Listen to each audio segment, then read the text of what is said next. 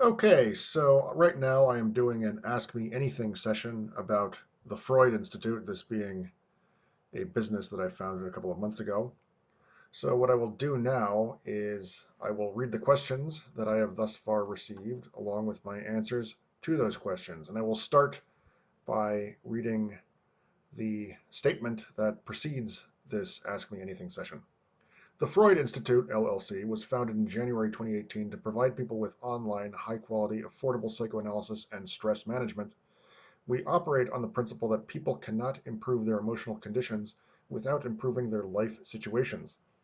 We thus have a practical, reality oriented approach. All too often, psychoanalysis and psychotherapy simply become ways for the patient to embroil himself even more deeply in his psychopathologies. We practice a novel technique that we call structural analysis, the basic principle of which is that mental illness is about withdrawing from the world and that mental health is about engaging it. We offer two services: psychoanalysis proper for $40 an hour and stress management for $20 an hour. The psychoanalytic sessions are done by psychoanalysts, all of whom have doctorate or medical degrees. The stress management sessions are done by bright, good-hearted people who have a talent for listening to people, but do not necessarily have too much formal training. We've already had a few clients, all of whom have improved markedly. Analysis and therapy are about listening, caring, and being real with the client. We provide these things, others don't. Okay, so the first question is from Philip. What is the difference between psychoanalysis and traditional psychotherapy? Here's my answer. In traditional psychotherapy, the patient is seen as a wretch and a victim for whom little can be done except to hold his hand. In psychoanalysis, the patient is seen as somebody who would be great if he were not estranged from his own drives.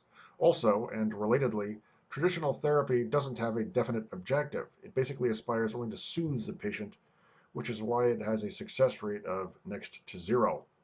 Psychoanalysis does have a definite objective, which is to reunite the patient with his most basic drives and to get him to draw strength from them. Okay.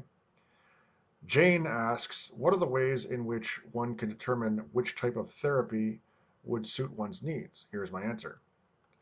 Psychoanalysis and therapy is a very organic process, and each analysis has to be understood in its own terms. Imagine having an exchange with someone in which it is your objective to learn about them. You could not really predetermine the appropriate methodology for doing this. You might have a couple of anticipatory ideas, but those would inevitably be absorbed into the natural flow of the exchange. And that is how it is with analysis. When people refer to different types of psychoanalysis, they are really referring to ways of categorizing analyses after the fact, not to well-defined templates that can be applied ab initio. The next question is from Giller. How does the Freud Institute assess the extent to which a patient's primal human needs are met? Here's my answer. The very fact that someone is submitting to psychoanalysis means that his primal needs are not being met, and it is indeed very important that they be met. People have strong aggressive and libidinal instincts, and there's no way for a person to be fulfilled or even healthy unless he or she finds ways to discharge those urges. And it is necessary that they be discharged in both relatively crude ways and also in more evolved ways. And one of the major tasks of analysis is figuring out how the patient can achieve instinctual gratification without imperiling his own well-being. Charles asks, how has the Freud Institute improved Freudian analysis from Freud's original work? Here's my answer. The major improvement that we as the major improvement that we have made is to make psychoanalysis affordable and therefore available to a wider group of people.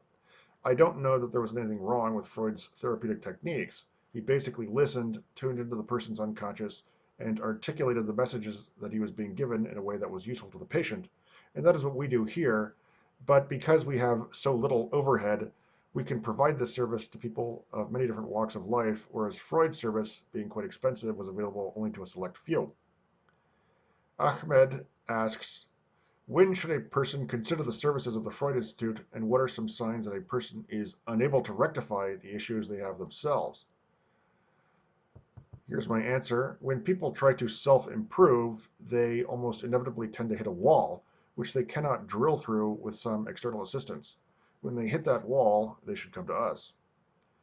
Maya asks, for which type of issues is your structural analysis technique best suited and why?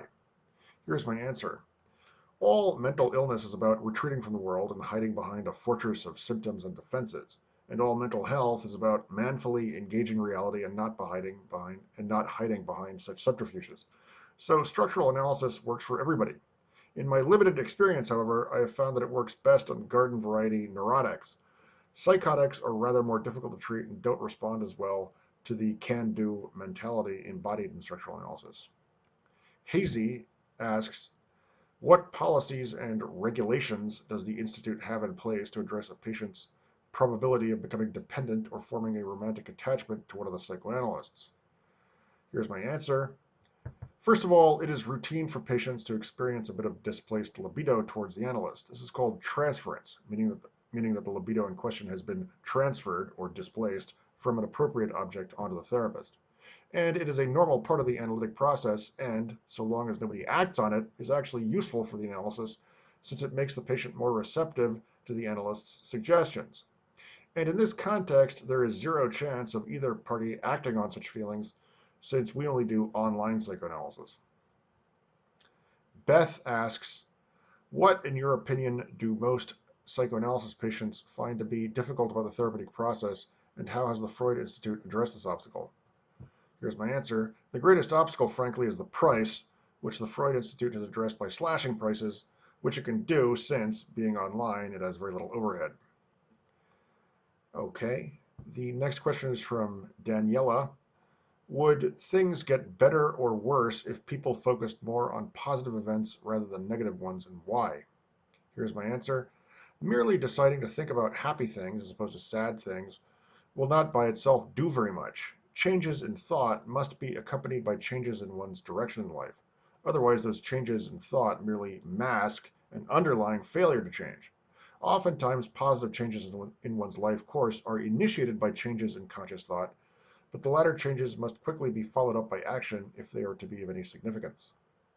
Carolina asks, what are the common impediments that tend to hinder the therapeutic process, and why are these obstacles so successful in doing so? Here's my answer.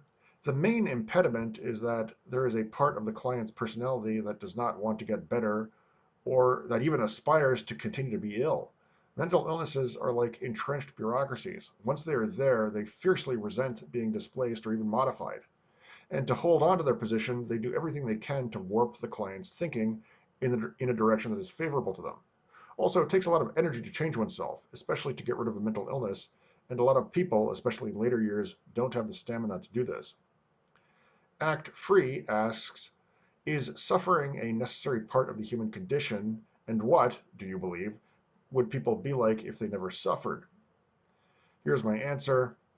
People don't do anything unless and until there is a crisis.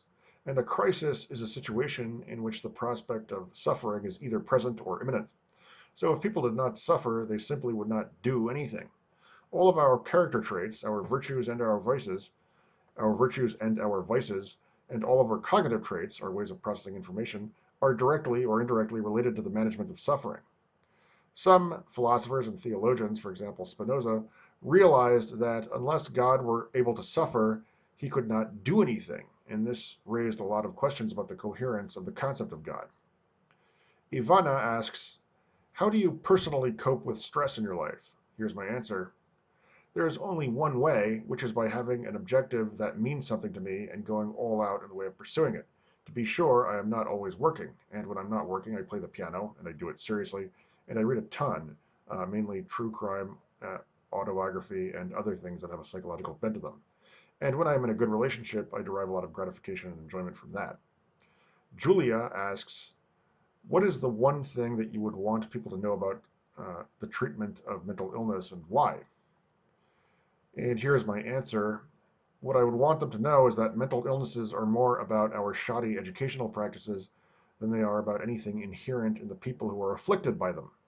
In fact, many of the people who have mental health problems are people who are unusually sensitive and intelligent, especially about other people, and it is to society's discredit, not theirs, that they are ill. All right, so go ahead and visit me at my Ask Me Anything session, link below, and go ahead and check out the Freud Institute, which is the URL for which is www.freudinstitute.org. All right, thank you very much.